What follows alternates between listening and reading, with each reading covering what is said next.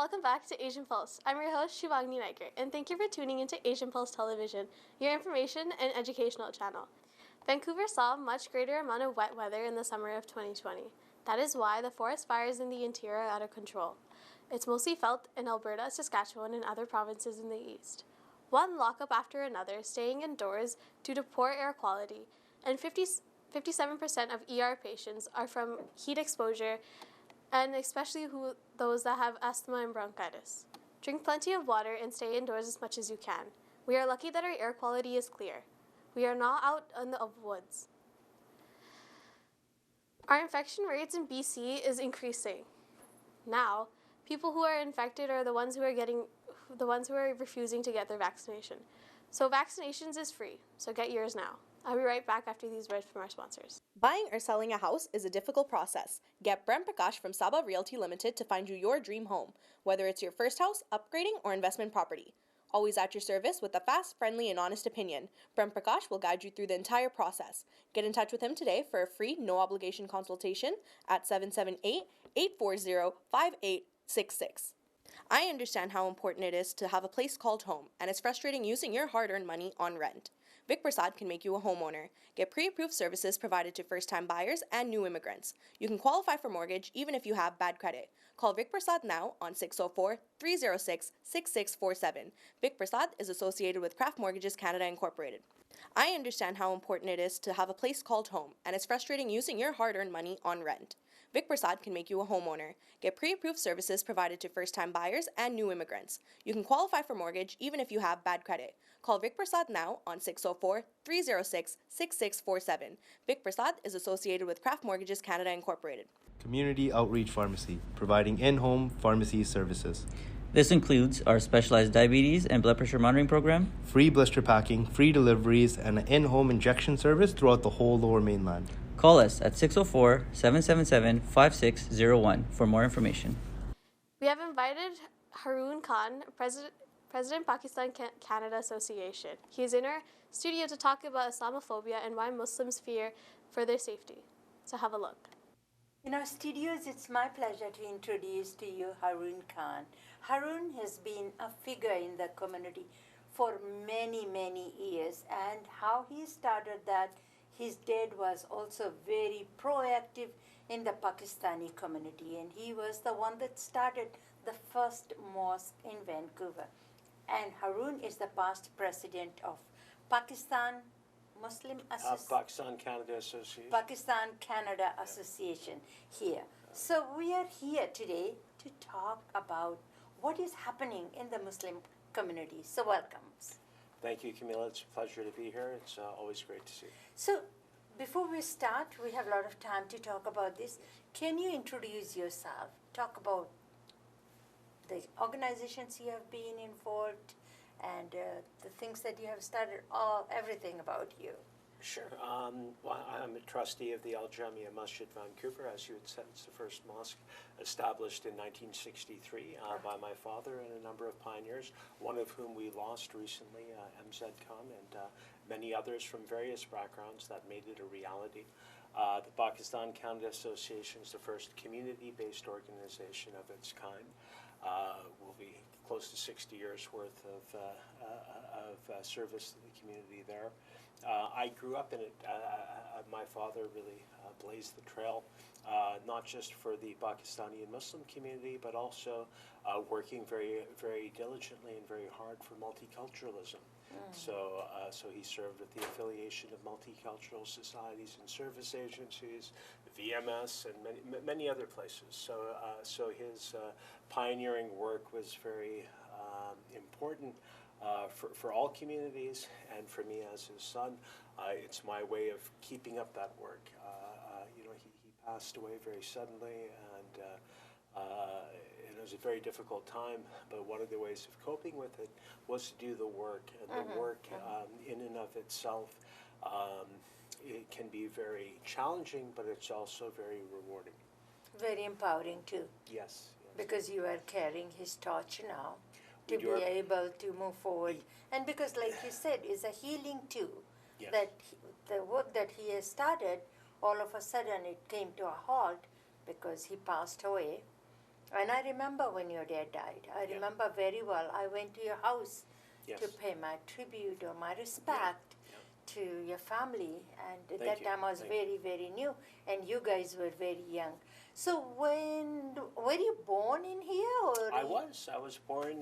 My father was also pioneer in corrections. So he was Yes. a probation officer, first of our community, and he opened up the Peace River area. So we settled in a town called Fort St. John. So Very way up far north, away up, way up very north. cold. Yeah. So I was a Canadian kid through and through, and Yeah. we grew up in our early years in really small town, British Columbia. Then we settled mostly in Vancouver early on as well, but we did spend time in Pakistan, and I've gone there many times since. I got married there, and I have 4 kids now. So you know, it's just the life carries on, and you keep doing it, and you know, we thank God for all the friends that we have, the family, the people in our community, and because we've been doing the work with the multicultural communities, that's always been very good too, that we have very strong bonds with people in the Christian community, the Jewish community, our Sikh community, Hindu community, but Buddhist, you name it, we know them, and they know us, and so we all know each other, we understand each other, we have trust with one another, so that bridge building, it's been going on in earnest for many decades, and we'll continue to do that work, and yeah, just have to stay with it. So let's talk a little bit about racism. When you're growing up as a kid from Pakistani background, Pakistani parents, and going to school, did you face racism in those days? We sure did. Yeah, Okay. absolutely. No question about it. We faced racism. We had there were taunts. There were other things. But at the same time, because we were born here, we also were like, what, us? You know? Yeah. So that was something that that even to this day, it's still. You know, it's surprising, but it's very disappointing, and it does make you angry. But you do have to do your bit to combat it. I remember when we were kids, you know, like there were Sikh boys with their bugs, and they'd be bullied, and their bugs would be torn off. We'd fight, and we would defend them, and these things would happen. And so you look at today, the manifestations of racism. They happen predominantly to people who are very visible in their faith. So for us, yeah, I'm a guy, I'm a big guy, and normally people don't bother me. It's always a good interaction with most people. Not always, but mostly. But the real challenge is with women, women who wear hijab. Hijabs, you know, and who even looks a little traditional. and apne kuriya dantiya, they wear the dupatta or chunni or what have you. So these are the visible things, and that's very concerning. There have been attacks on women who are dressed in hijab or modestly. And the sky trains and everywhere. Sky trains and in Vancouver, Surrey. So all this invective is there. But then it gets even worse. You know, a mother and daughter were attacked at knife point.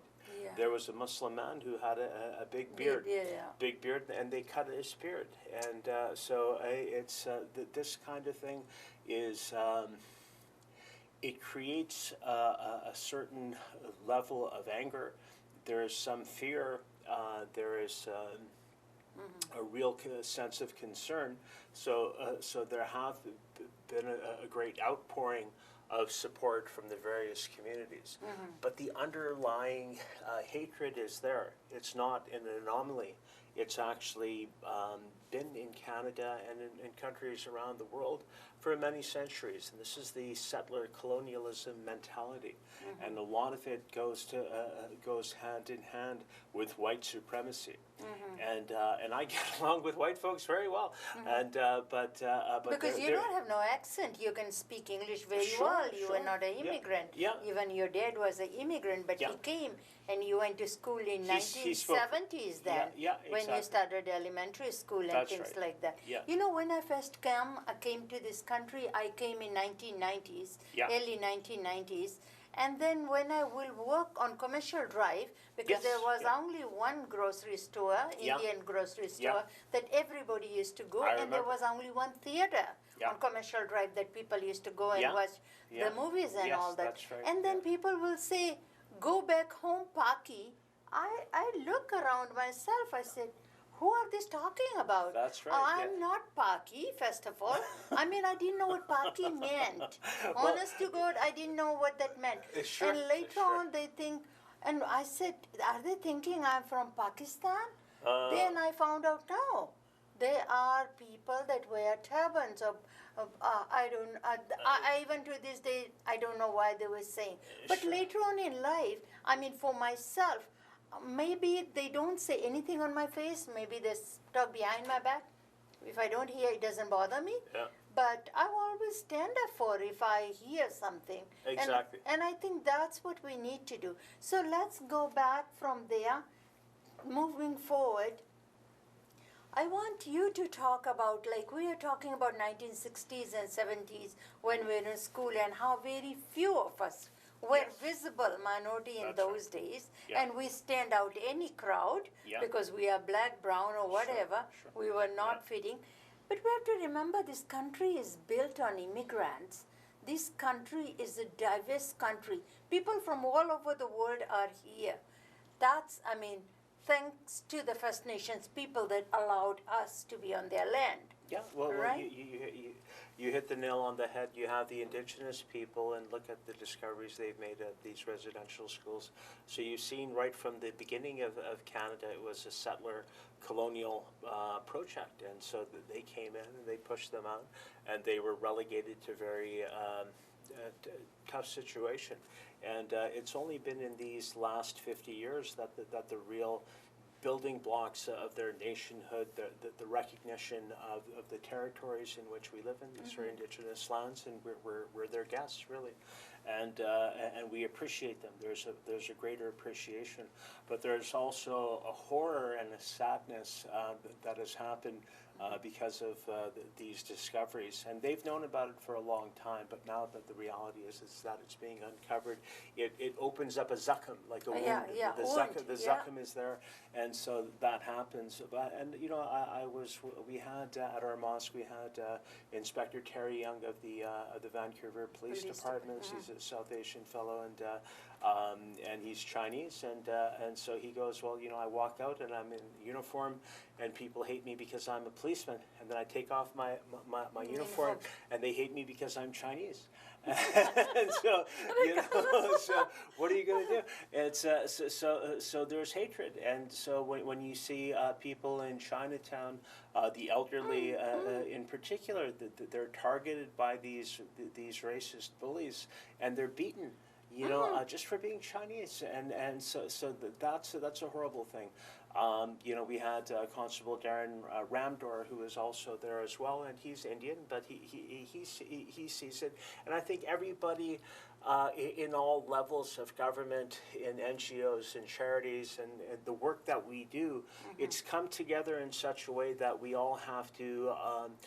Not only just stand shoulder to shoulder, but hold each other's hand, and Yes. and you know, not just stand with each other, but stand up for each other. Because if there's an attack on one group, it's an attack on everybody. You can't be quiet. No. Because once they're coming after you, then if I just sit on the sideline and say, okay, Yeah. I'm not part of it, it's happening to him, But let your him figure day it will out. come. And the next time Yeah. they will come That's after right. me, and That's the right. third Yeah. time they're going to come. Yeah.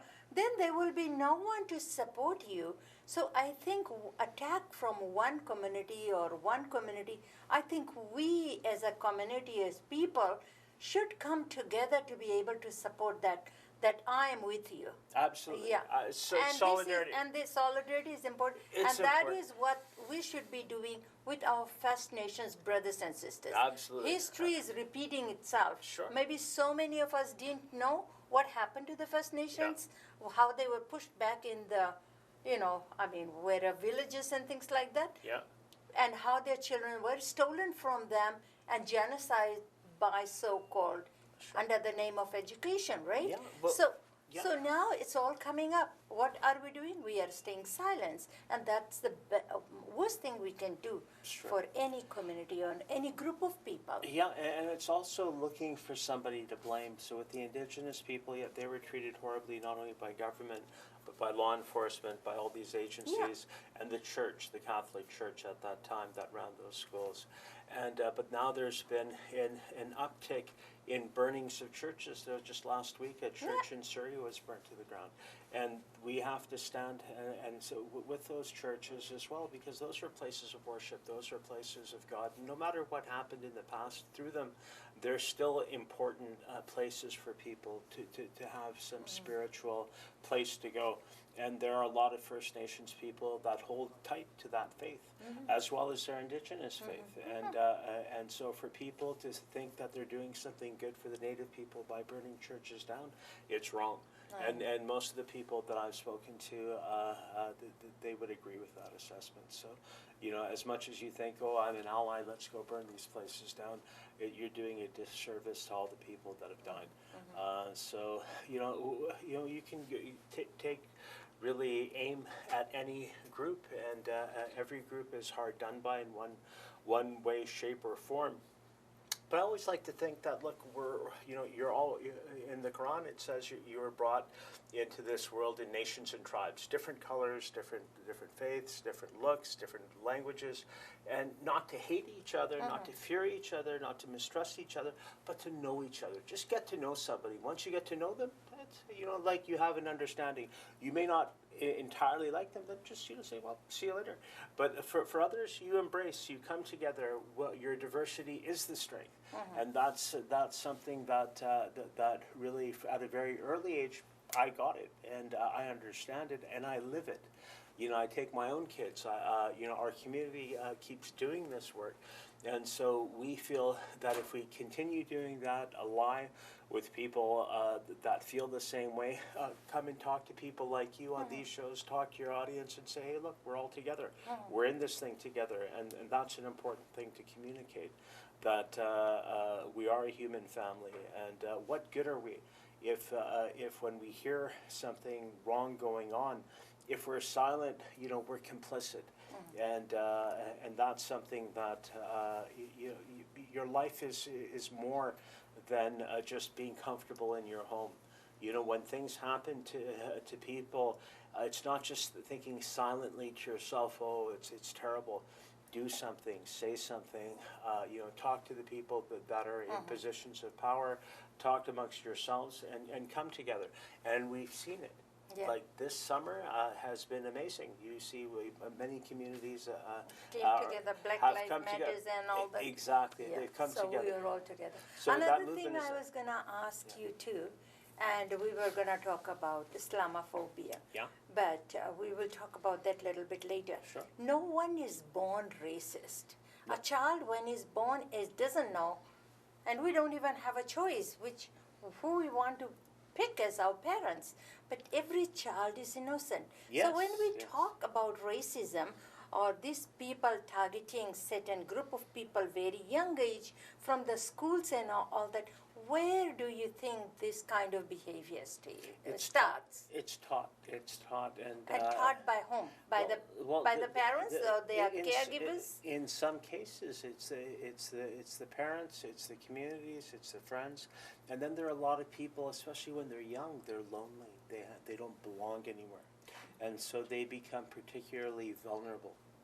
And so these days, I mean, if you see your kids or grandkids, and you see, they're all on their phones. I mean, I'm on my phone quite a lot. I think I think all of us are. Yeah. But the kids, they were born with the phones. They were born with the computers, and they were born with these social networks.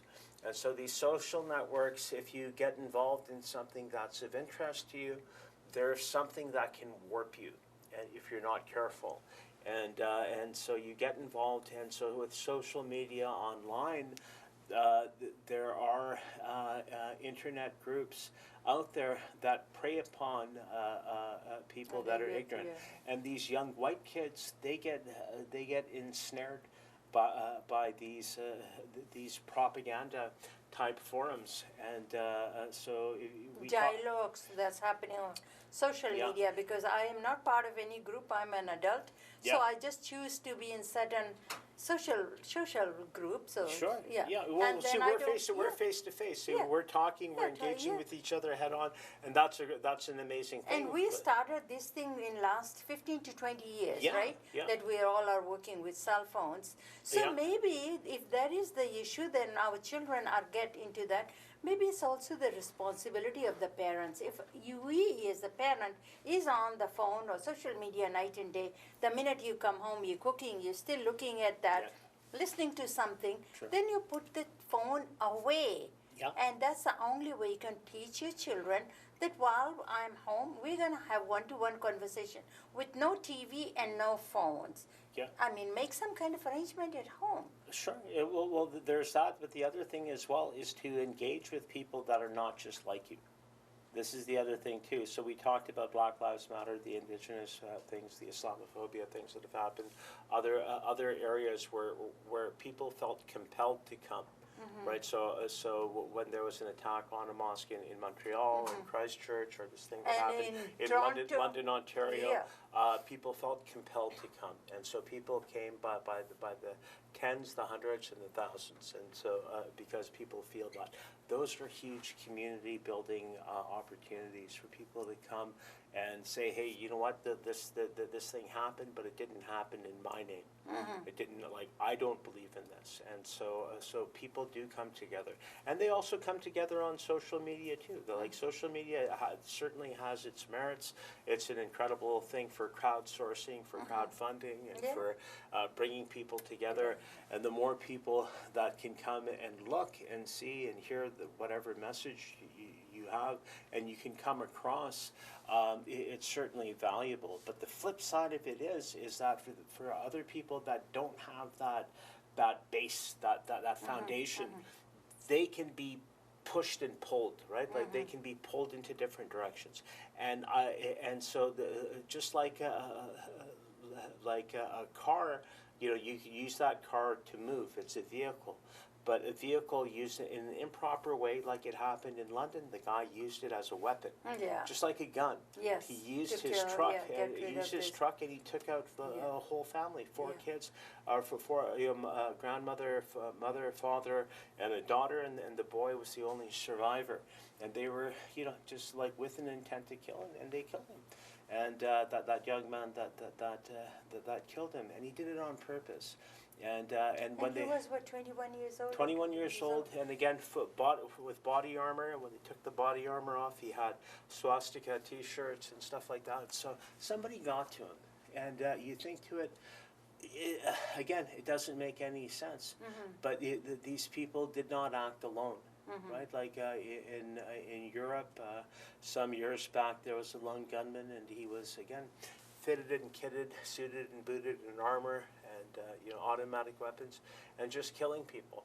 These people don't operate in a vacuum. I don't believe in like a lone wolf type character. They're like, you know, there are real conspiracies, so to speak. There is a plotting. In Alberta right now, the sheer volume of attacks that are happening against Muslims, against the women, against the seniors, against the people that are visibly Muslim, is staggering. Like stuff that's reported in the news and stuff that's not reported in the news. The volume is very large, and so when you see that happening, it's frightening. I mean, here in Surrey, in the Gurdwara, this Sardarji was Nirmal Singh. Nirmal Singh. Yeah. You know, so he was beaten and killed, and Because of who he was. He was a Sikh. Yeah. So it happens, and it happens all too often. Too often. So And the target right now, the target is towards the Muslim community. it is. You know. Yeah, and, So after all these things happened, there was a big summit happened. yes. Let's talk a little bit about that. What was the outcome of that summit? And also that I also came to realize that in all the G5 countries, G5 is all these very progressive, wealthy countries. Thank you, Mr. Haroon Khan, for your insight and why our community should should come together and support the Muslim community and our allies to our Muslim brothers and sisters. The Youth Summer Program of 2021 has an exclusive 6-week dedicated program for our children on summer break. This is on July 5th to August 13th, Monday to Thursday from 11 to 2 p.m. Register at www.ihsan.ca. Fiji's 50th Independence Day is taking place on October 9th, 2021. Get ready to come celebrate with us. For booths and more information, please call 604-567-4569 or 604-537-5123. The Richmond Night Market is one of the biggest night markets in the north, and it's open every day from 7 to midnight. This opens on July 23rd until September 6th. For tickets, you can email at admin@targetevent.com. If you have any events and planning to share it with us or would like to promote it, please send it at asianpulse@gmail.com. Don't forget to watch the Camilla Sling Show on Sundays at 5:30 and Mondays at 10 a.m., Fiji in Focus on Tuesdays at 10 p.m. and again on Sundays at 4 p.m. BT Vibes at Thursdays at 10 p.m. and again on Sundays at 4:30.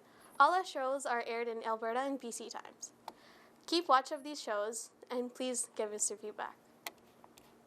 We have run out of time, as I hope you enjoyed it as much as I did bringing it to you. If you have any comments, suggestions, please contact us at asianpulse@gmail.com. If you would like to be a supporter of our show and become a sponsor or to promote your business, please let us know as well.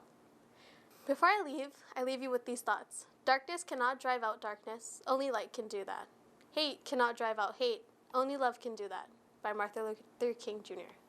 If you missed out Asian Pulse today, you can catch it again on Thursdays at 8:30 p.m. and Saturdays at 5:30. And Tuesdays at 3:30 a.m. Our show will be uploaded on our YouTube at Asian Pulse TV. I'm your host, Shivagni Naiker, signing off. See you all next week. Stay cool, stay hydrated, and keep your eye on your seniors in your circle. Bye for now.